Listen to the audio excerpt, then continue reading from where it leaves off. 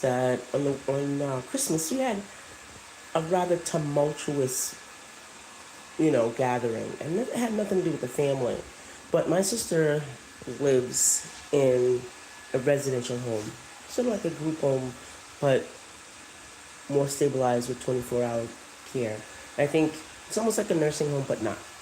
Um, so anyway, we went to go pick her up, and this has been ongoing for a while. We've been making complaints, so I know I have, and I've been making sure or trying to get everyone in the family to stay connected, because when you have family members in these institutions, remember they're institutions. No matter how nice they dress them up, people will become slack and don't care.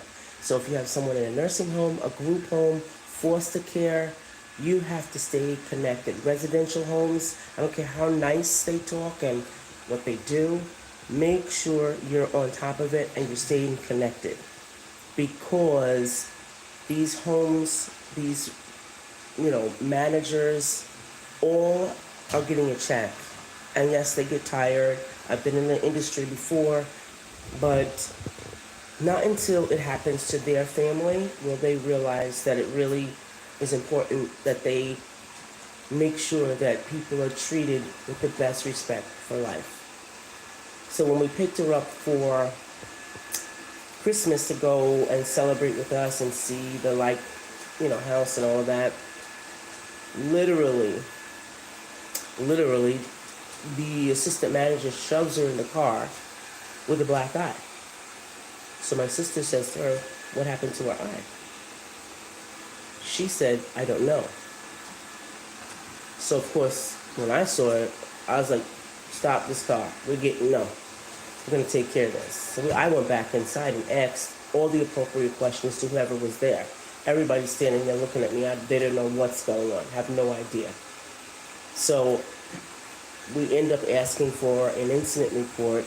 The incident report was just filed that morning, but the assistant manager had no idea it was done, and it kept mushrooming more and more. After that, we eventually did a body check with her and found bruising of a palm print on her arm. So somebody was holding her arm, hitting her, and no one still knows. So here's my concern, and this is what I want to tell you all. Again, if you have any family members who are in any residential home, any foster care system, any institution of any kind, stay connected. Because by rights they don't own the rights to them. They're just in their care. They're not guardians, they're just in their care. Until someone goes to court, they're not guardians. You are their advocate. You can stand up for them. You can speak for them. If they're not getting the best quality of care and they're not seen after properly, even though you may be able only to go there once or twice, every 3 months, it still doesn't matter. They are afforded the right quality of care. They need to have the best quality of care and the best life that they can have, no matter what their disability is. So during that time, we made reports directly to the Justice Department on the phone with incidents, with pictures, and that's what I want you to do. If you have someone that lives in in a residential home, right? That needs that type of care. Make sure you know all the connected numbers. Make sure you know that, the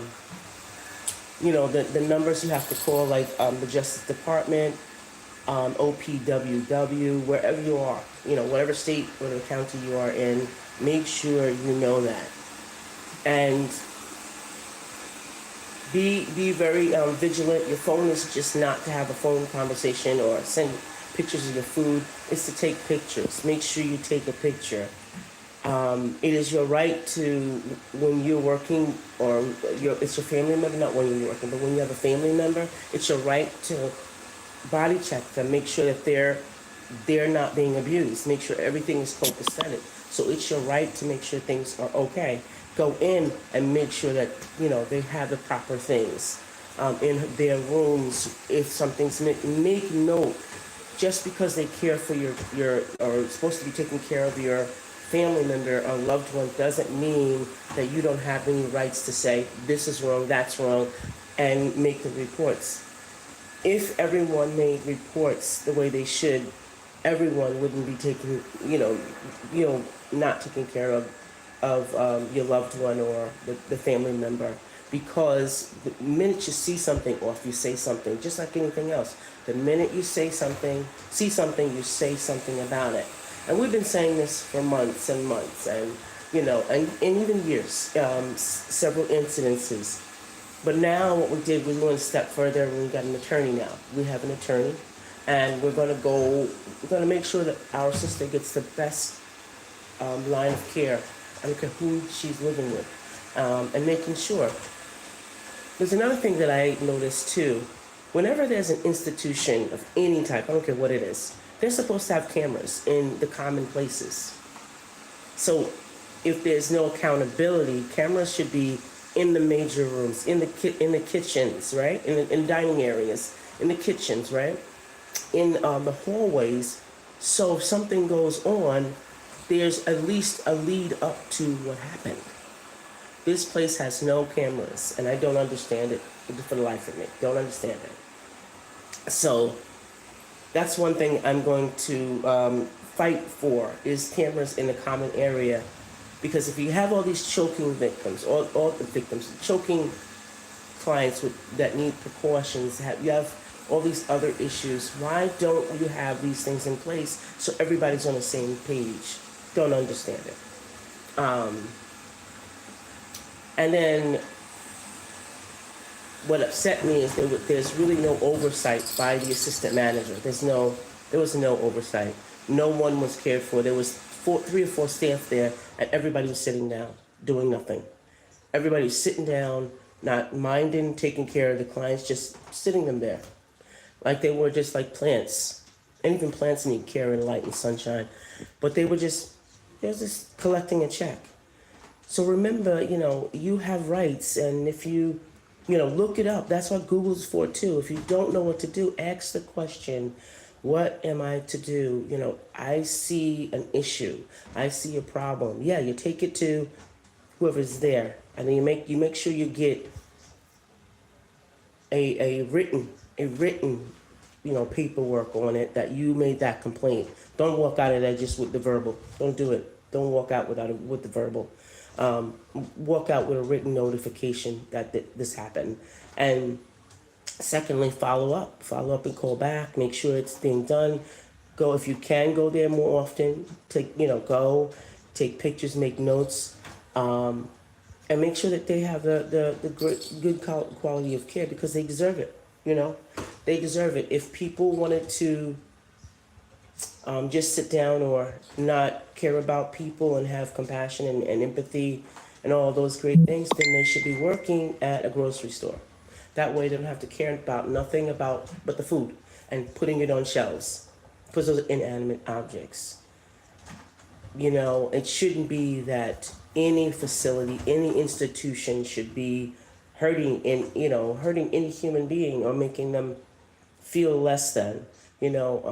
At any rate, they shouldn't be dehumanized. But this is what it's come to. So what I'm telling you guys is, please remember, if you guys have family members in nursing homes, in residential homes, I don't care who they are, in any kind of institution, facility, anything like that, stay connected. Do not leave it to them to think about your family member like it's their family, because it's not. Stay connected. Do not leave them to the demise of these organizations. These organizations, some of them are just there for the check, and some of them literally do not care. They're there for the check. They're there for the hierarchy of being a manager or this or that. They're not there to do any work. They're just there. So make sure that your loved one, your family member is engaged. Make sure that they are getting the proper things that they need. Bye for now.